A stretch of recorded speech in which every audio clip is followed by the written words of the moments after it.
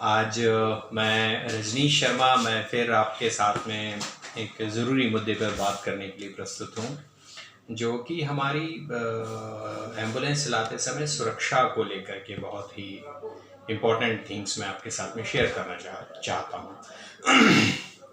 साथियों, पिछले वीडियो में हमने बातचीत की थी कि हमें ज़्यादा से ज़्यादा लोगों तक पहुंचना है, हमारी सर्विसेज को, हमारी एम्बुलेंस सर्विसेज को ज़्यादा लोगों तक पहुंचाना है। तो हम अपनी सेवाएं तो बढ़ा रहे हैं और सितंबर में, हमारे पिछले सितंबर माह में काफ़ी अच्छी ट्रिप्स की थी, काफ़ी हमारे बेनिफिशरीज़ को हमने अच्छे से सर्विस दी। अगस्त से माह के मुकाबले हमारी सितंबर माह की ट्रिप्स ज़्यादा रहीं, सितंबर माह के बेनिफिशरीज़ काउंट ज़्यादा रहे और मैं उम्मीद करता हूं कि इस अक्टूबर के माह में भी हम अधिक से अधिक लोगों तक पहुंचेंगे। अब इस दरमियान मैं एक बहुत ही इम्पॉर्टेंट चीज़ आपके साथ में शेयर करना चाहता हूं कि जैसे स्पेशली पायलट्स के लिए, स्पेशली गाड़ी चलाने वाले हमारे वाहन चालक साथियों के लिए, हमारे कप्तान लोगों के लिए, साथियों, गाड़ी चलाने में या एम्बुलेंस चलाने में एक बहुत ही मूल मंत्र, आप समझ लीजिए, आपको मैं आज मूल मंत्र बताने जा रहा हूँ और वो ये है कि गाड़ी को या आपकी एम्बुलेंस को अंडर कंट्रोल्ड स्पीड में चलाना। अंडर कंट्रोल्ड स्पीड यानी करीब 50, 55, 60 की जो स्पीड रेंज है एम्बुलेंस की आपकी चलानी है, उसमें ही ऑपरेट करना है। ये होती है कंट्रोल्ड स्पीड, इससे ऊपर नहीं जाना है।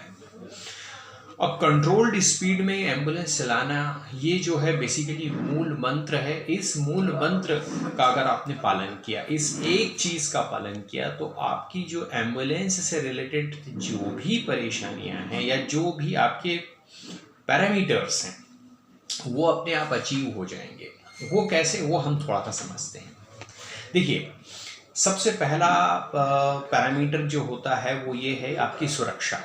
अगर हम गाड़ी को कंट्रोल्ड स्पीड में चलाएंगे, अंडर कंट्रोल स्पीड में चलाएंगे, तो एक्सीडेंट हो जाने के या दुर्घटना होने के चांसेस, प्रोबेबिलिटी बहुत कम हो जाएंगे, ये रिड्यूस हो जाएंगे, लगभग शून्य हो जाएंगे। तो सबसे पहली बात ये है कि हमने अपनी सुरक्षा तय की, हमारे एम्बुलेंस में बैठने वाले हमारे साथी कर्मचारी ईएमटी की सुरक्षा, साथ ही साथ हमारे एम्बुलेंस में बैठने वाले जो लोग हैं जो हमारे साथ में सफ़र कर रहे हैं वो, और जिस रोड पे हम जा रहे हैं उस रोड पे आने जाने वाले साथी लोग, जो गाड़ियां वाहन चल रहे हैं या ट्रैफिक में चलने वाले लोग, उन सब की सुरक्षा वो हमारे ऊपर है।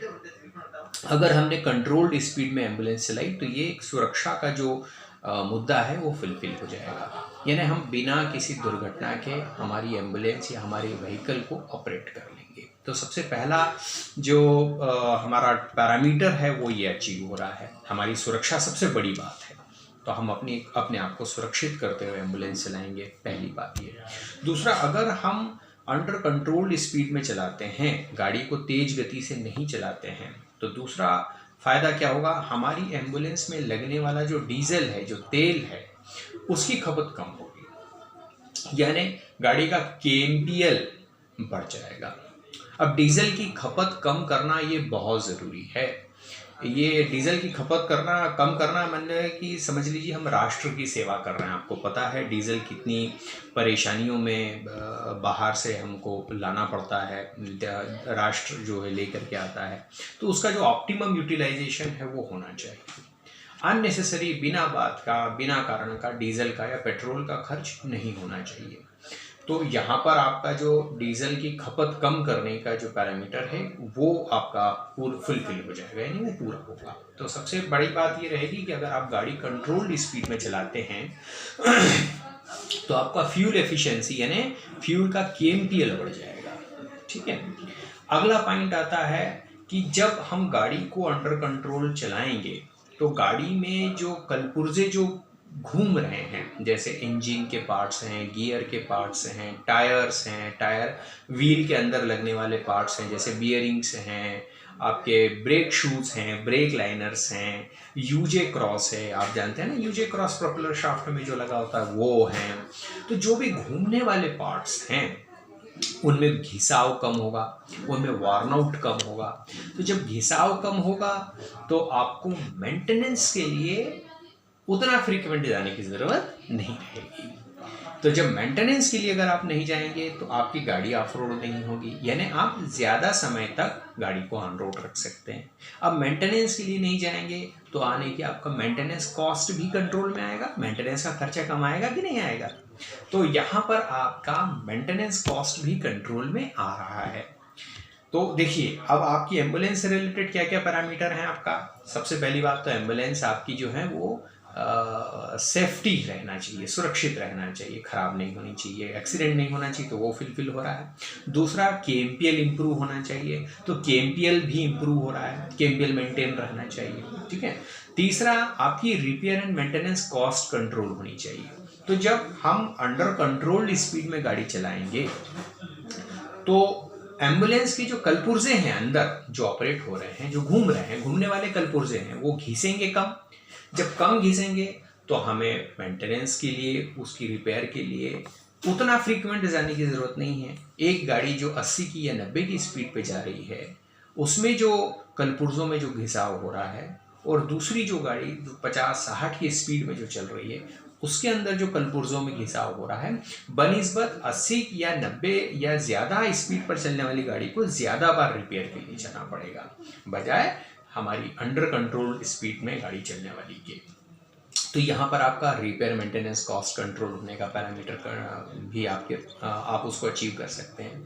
तीसरा पॉइंट है आपका, जब आप रिपेयर के लिए कम जाएंगे तो स्वाभाविक सी बात है कि आप जनता की सेवा में, हाँ, लोगों की सेवा में ज़्यादा समय तक उपलब्ध रहेंगे, यानी आपका अप टाइम इम्प्रूव होगा, अप टाइम अच्छा रहेगा।